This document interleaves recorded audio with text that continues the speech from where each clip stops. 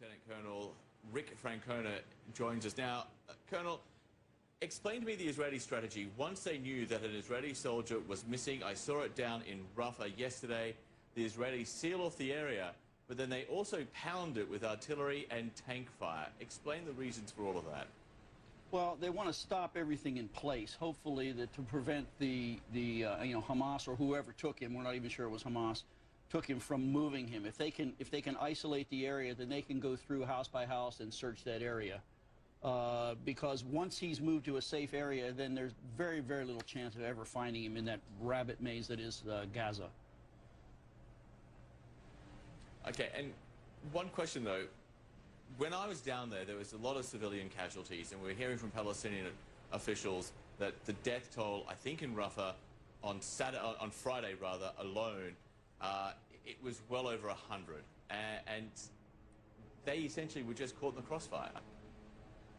Yeah, well, as you know, this place is so densely populated. Anytime you put any kind of weaponry into this area, and once you move into this kind of a rescue and search operation, you're going to take more civilian casualties because you're no longer going against a pre-planned set of targets. You're going for targets of opportunity. You're going to start sealing off areas of escape. You're going to start isolating areas. And those targets have not been fully reconnoitered, so you don't have a whole lot of target folders. You don't have a lot of intelligence on what you're doing, and that just leads to an enormous amount of collateral damage, civilian casualties. Which is what we saw on Friday. Kimberly Dozier, if you're still with us, yes. Colonel Francona raised a very interesting point there in the sense that, we don't even know if Hamas was responsible. They denied actually having him, or they admitted that they tried to get him. Just talk to us about the command structure within Hamas. Have they got control over their soldiers? Could this have been another group which may have a rogue group within Hamas? Well, there are a number of small Hamas teams on the ground, and they're not in direct contact with their command structure. Remember, these fighters are either hiding in tunnels that are deep below ground, or they're afraid to turn on their cell phones because they know that the Israelis are listening to everything that moves there and could target them through those signals. So they have very intermittent communication with each other.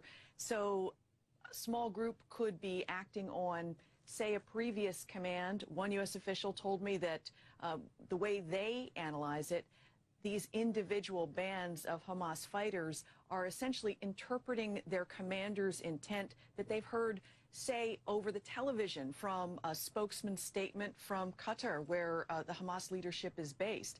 There's also another group, the Palestinian Islamic Jihad, smaller but equally committed to attacking the Israeli Defense Forces. So you do have those two groups vying back and forth for power and presenting a threat to Israeli soldiers. John?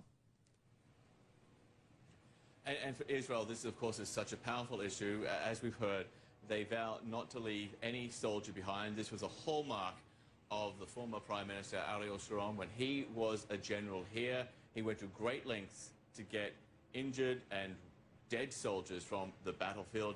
And this evening in Jerusalem, I believe, when Benjamin Netanyahu made that statement about the ongoing operation here, he also talked about the fate of Second Lieutenant Hada Goldin. I would like to strengthen and encourage the family of the Sub-Lieutenant Hadar Goldin, who was abducted yesterday. I understand their feelings.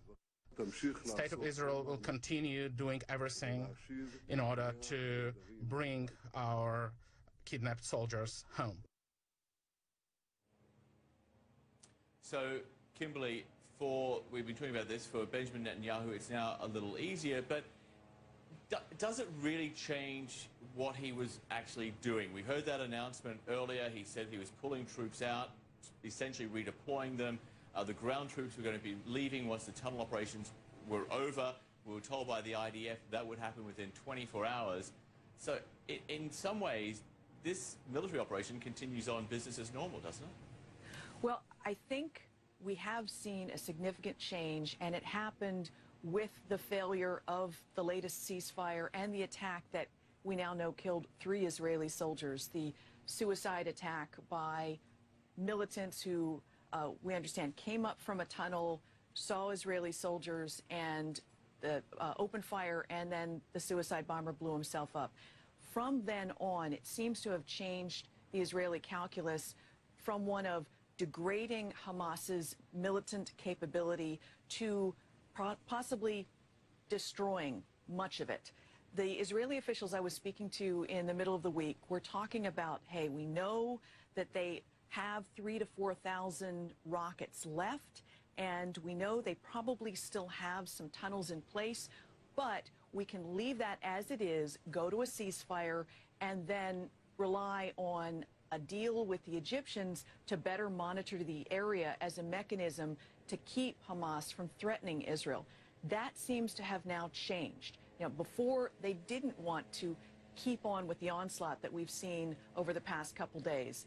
Now they seem to be moving, positioning so that they cover more territory. It's riskier for the Israeli soldiers, but it is also a much greater risk to the Palestinians. And the Israeli officials I'd spoken to earlier this week had said that was something they didn't want to risk. They didn't want more civilian casualties. Now they seem to be heading in that direction. John? Okay, Kimberly. We'll take a short break here on CNN, but again, breaking news. They have confirmed that that missing Israeli soldier has now been confirmed dead. No other words on where his body may be, how they have come to that conclusion. A lot more on this story, and of course the statement by the Israeli Prime Minister Benjamin Netanyahu that this operation is ongoing, soldiers are redeploying, and that the ground operation against the tunnels may soon be coming to an end. More details on that after a short break. Has now been confirmed dead by the Israeli military, and also earlier tonight Benjamin Netanyahu, the Israeli Prime Minister, on a nationally televised address saying that this military operation is not going to end. Troops will be redeployed. It is now heading into a new phase, but it is not over by a long shot. Bob Baer is still with us. Lieutenant Colonel Bob McGuinness is also standing by. But to you, Bob Baer, first up, listening to Netanyahu tonight, it sounded different. It sounded like there's a new reality here. This is already the longest military offensive the Israelis have waged against militants in Gaza, and it's going to go on for a while yet. What's changed here? Well, I think it's taken a lot longer, obviously, than the Israelis expected.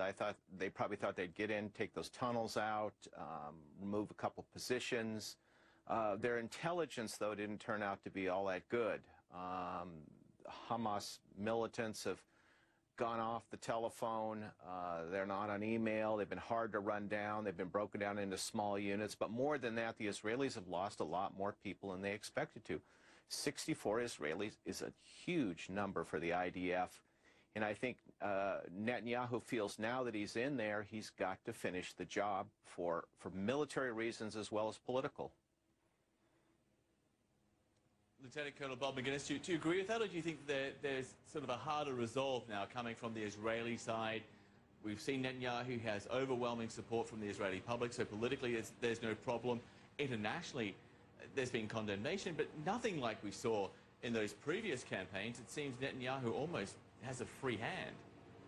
Yeah, John, this is, of course, the third war with Hamas, and Netanyahu recognizes that, yes, it could be much longer. You know, asymmetric warfare has always been complex, but the dimension here, the subterranean dimension, and as indicated just a moment ago, the lack of intelligence, they just missed a lot of the different types and lengths of these tunnels. Some of these tunnels were almost 2 miles long, and they were rather sophisticated in terms of their landlines that were connecting one another for communication. So they didn't rely upon cell phones and VHF and so forth. So the complexity of the battlefield has really set the IDF back somewhat. And now, of course, right at the very beginning of this 26-day battle, we had words from their own ministers and the cabinet says, no, we think this has got to do away with Hamas. So it may be, after all the failed ceasefires, that we're seeing a movement by Israel to say,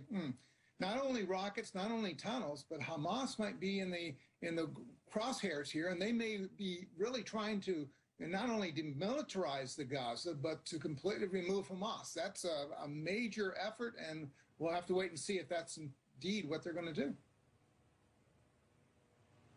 Bob Baer, if they do go after Hamas, if they do topple Hamas, this has been debated in the Israeli cabinet. What comes next? Who fills that power vacuum?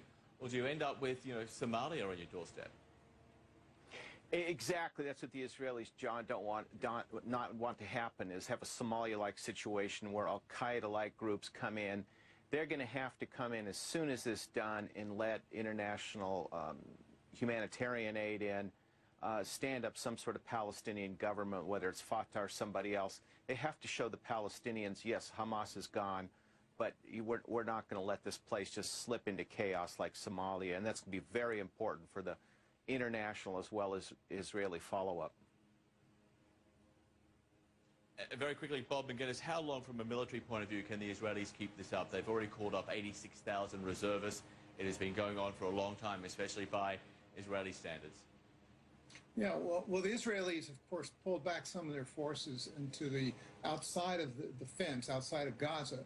They've indicated, and I think in what Netanyahu said today, some window of opportunity for them to shift around and to do this strategically. So I really think that over the next maybe 72 hours, we'll find this somewhat calming down, but then you'll have spurts of great violence where they find new targets.